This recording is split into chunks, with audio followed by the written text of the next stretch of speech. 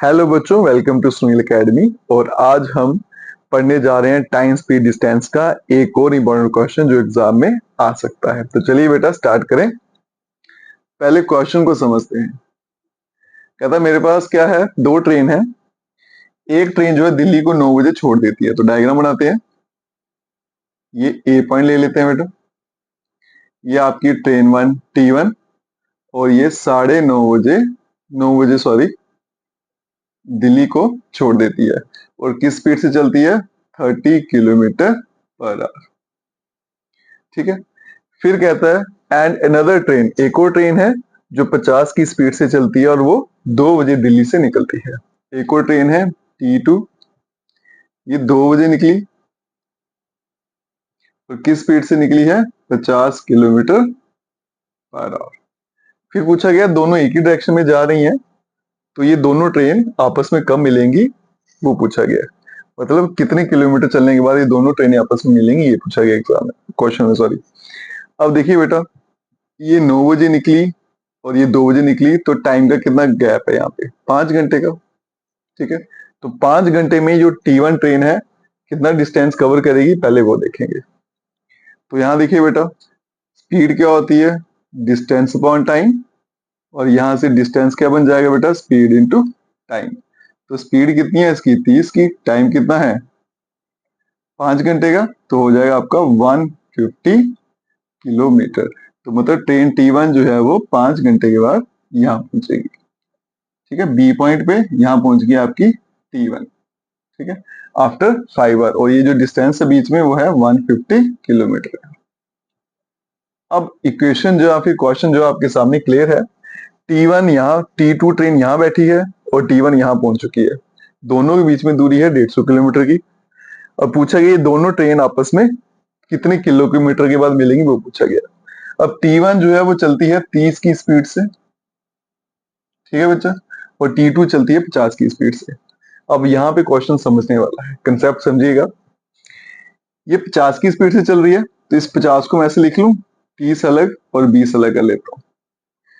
अगर ये 30 की स्पीड से चलेगी, ये भी 30 की स्पीड से चल रहे हैं, तो दोनों के बीच में गैप जो है वो 150 किलोमीटर का रहेगा, कभी कम नहीं होगा। तो मतलब इसकी जो 30 की स्पीड है वो इस डिस्टेंस को कवर नहीं कर पाएगा। अगर ये ट्रेन T2 जो है वो 150 किलोमीटर को कवर करना है, तो कौन सी स्पीड कवर करके देगी, ये वाली। क्योंकि 30 की स्पीड से तो वो भी चल रही है। अगर ये 2 घंटे चलेगी तो T2 भी तो चलेगी 2 घंटे, T1 भी तो चलेगी, है ना। तो इसका मतलब ये 30 की जो स्पीड है इसकी, वो ये डिस्टेंस कवर नहीं करेगी। जो डिस्टेंस 150 किलोमीटर है वो कौन सी स्पीड कवर करेगी, 20 वाली। तो बेटा आपका डिस्टेंस कितना है, 150 किलोमीटर। स्पीड कितनी चल रही है, 20। तो टाइम कितना लगेगा, टाइम का फॉर्मूला क्या होता है यहाँ पे, डिस्टेंस अपॉन स्पीड। ये कट जाएगा, इक्वल्स टू 15/2 आवर्स। तो मतलब ये वाला डिस्टेंस कवर करने में उसको कितना टाइम लग जाएगा, 15/2 आवर्स। ठीक है। तो ट्रेन को कितना चलना होगा, कितने घंटे चलना है, 15/2 आवर्स, अगर इस ट्रेन को पकड़ना है। तो यही तो देखना है हमने कि 15/2 आवर्स में ये वाली ट्रेन T2 है कितना डिस्टेंस ट्रेवल करेगी। तो distance travelled by train T2। और डिस्टेंस का किसके बराबर होता है, स्पीड इंटू टाइम। तो स्पीड है ट्रेन 2 की बेटा 50, और कितनी देर चलना है उसको, 15/2 आवर। ये बेटा 25 से कैंसिल हो जाएगा। 25 और 15 अगर मल्टीप्लाई कर देंगे, 25 इंटू 10 250, और 25 इंटू 5 125, 250 और 125, ये मिलके हो जाएगा 573 इसका मतलब 375 किलोमीटर के बाद ये दोनों ट्रेनें आपस में इकट्ठी हो जाएंगी। नेक्स्ट चलते हैं बेटा।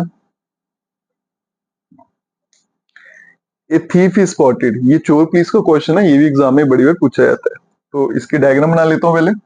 यहाँ कहीं पे एक पुलिस वाला खड़ा है और यहाँ कहीं पे एक चोर है। ठीक है।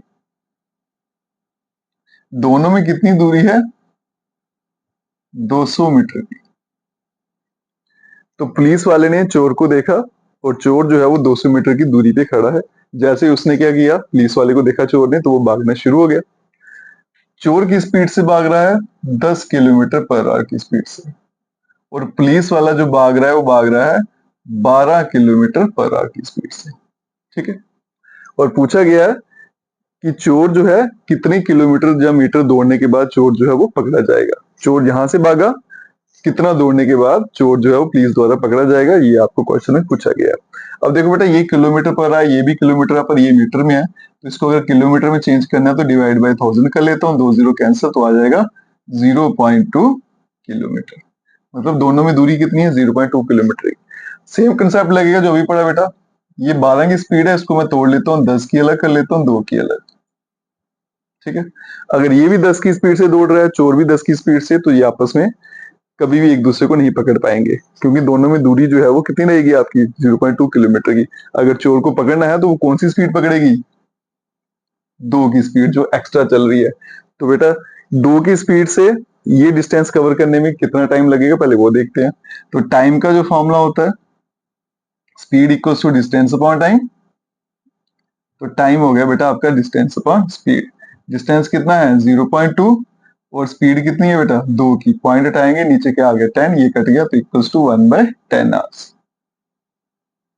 ठीक है, तो इसका मतलब ये डिस्टेंस कवर करने में कितना टाइम लग जाएगा उसको, 1/10 आवर।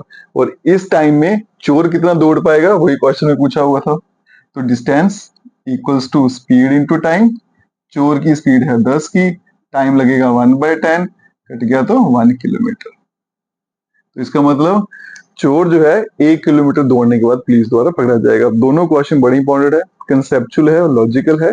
करने का तरीका यही रहता है उनका, सेम स्पीड बना लीजिए बेटा, जैसे यहाँ पे 30 थी, यहाँ 50, तो इसको भी तोड़ दीजिए 30, और बाकी जो बच गई 20 या 10 जितनी बच गई, उसी से सारा डिस्टेंस जो है वो कवर करेगा। बस इतना देखना कि डिस्टेंस इतना है, स्पीड इतनी है, कितना टाइम लगेगा, फिर उसी टाइम से आपको क्या निकालना है, डिस्टेंस का फॉर्मूला लगाना है और आंसर आ जाएगा। और एग्जाम में ये क्वेश्चन पूछे भी जाते हैं। वीडियो को ज्यादा से ज्यादा शेयर करें, चैनल को लाइक सब्सक्राइब शेयर कमेंट जरूर करें। Best of luck.